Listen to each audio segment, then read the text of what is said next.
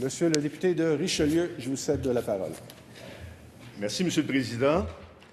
Alors, je n'ai pas trouvé grand monde dans Richelieu, Monsieur le Président, pour se réjouir du budget présenté jeudi. Ce budget, Monsieur le Président, il est aussi nul que son solde. Il freine l'économie et puis il annonce des coupures drastiques dans les services à la population. On est loin de l'équilibre quand les compressions, elles se font maintenant, et puis que les promesses de mesures économiques, elles sont repoussées à plus tard. On est loin de l'équilibre quand le président du Conseil du Trésor gèle les dépenses en éducation et puis en santé, mais augmente son propre budget.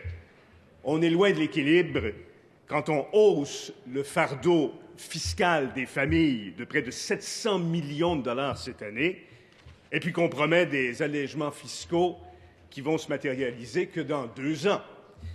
Quand on hausse le salaire des médecins et puis qu'on coupe dans le service aux malades.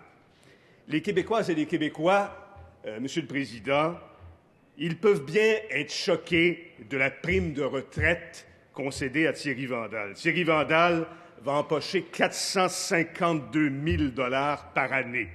En calculant l'indexation, c'est 760 000 $ par an que recevra Thierry Vandal en 2040. Ces montants qui défient toute logique s'additionnent à la prime de départ de 565 000 $. Les libéraux, Monsieur le Président, ils nous disent qu'il faut couper l'aide au petit-déjeuner, les services de garde, qu'il n'y a plus d'argent, qu'il faut serrer la ceinture.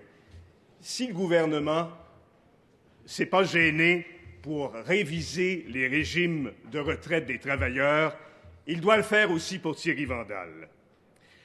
La pilule, elle est particulièrement dure à avaler pour les acteurs du milieu de l'éducation de ma région, qui craignent que cette fois-ci, les services à l'élève ne puissent pas être épargnés. Ce budget ne permettra pas de couvrir les coûts de système évalués à 3 %, souligne le président du Conseil des commissaires de la commission scolaire de Sorel-Tracy, Denis Rajot. Et puis je le cite, « On s'en doutait, on avait entendu parler entre les branches que nous aurions de nouvelles coupes, mais on ne pensait pas qu'elles auraient cette ampleur. L'augmentation ne comble même pas les coûts du système qui compte, entre autres, les conventions collectives », déplore M. Rajot. La présidente du syndicat de l'enseignement du Bas-Richelieu, Sonia Etier, affirme que les mesures que devra prendre la Commission ne seront pas agréables. Ouvrez les guillemets, les coupes dans les services directs aux élèves seront inévitables. Nous avons des coupures encore plus importantes que l'an dernier. Nous avions réussi de justesse à ne pas toucher les services. On ne peut plus couper davantage dans l'administratif, souligne-t-elle. Dans le réseau collégial, la Fédération des collèges évalue le manque à gagner à 40 millions de dollars. Dans le budget du cégep de Sorel-Tracy, environ 200 000 $ seront coupés. Ce budget, Monsieur le Président, il laisse les aînés aussi sur le rapetit. La Fédération d'âge d'or du Québec constate que, depuis l'entrée en poste de ce gouvernement, les aînés subissent l'impact des mesures d'austérité, des hausses tarifaires et font les frais de nombreuses coupes dans les services. L'Association québécoise des retraités des secteurs publics et parapublics n'est pas plus impressionnée du budget que la FADOC. Je cite son communiqué. « À chaque fois que le gouvernement tend la main, il semble revenir chercher avec l'autre, ce qui a pour effet au final de ne pas bonifier de manière significative le tableau général.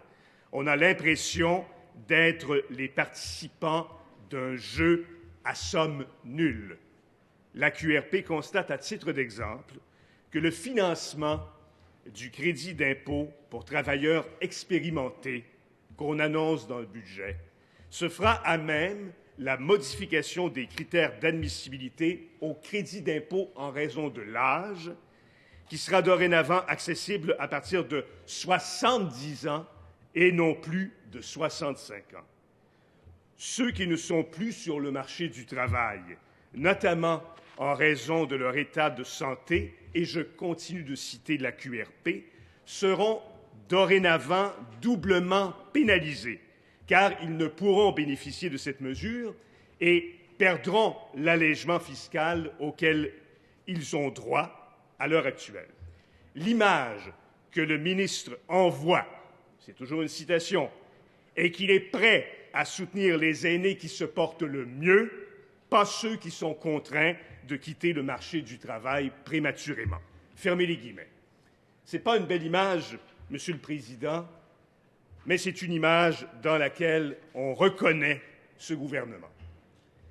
Sur une autre mesure, le soutien aux personnes aînées devant éponger une hausse de taxes municipales de plus de 7,5 %.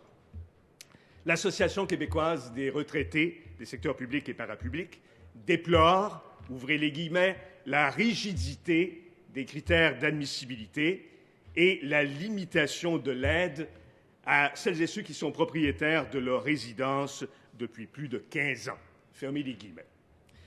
Et pendant ce temps-là, Monsieur le Président, le gouvernement coupe de 50 % les programmes d'amélioration de l'habitat, ce qui inclut l'adaptation des domiciles, et il n'annonce que 1 500 nouveaux logements sociaux pour 2020, une diminution de 50 % par rapport aux 3 000 logements annoncés l'an dernier. Ça veut dire la plus faible programmation d'accès logis depuis 15 ans. Dans le budget 2015-2016, le gouvernement annonce par ailleurs la création d'un nouveau programme d'aide pour l'installation de gicleurs automatiques dans les résidences privées pour aînés.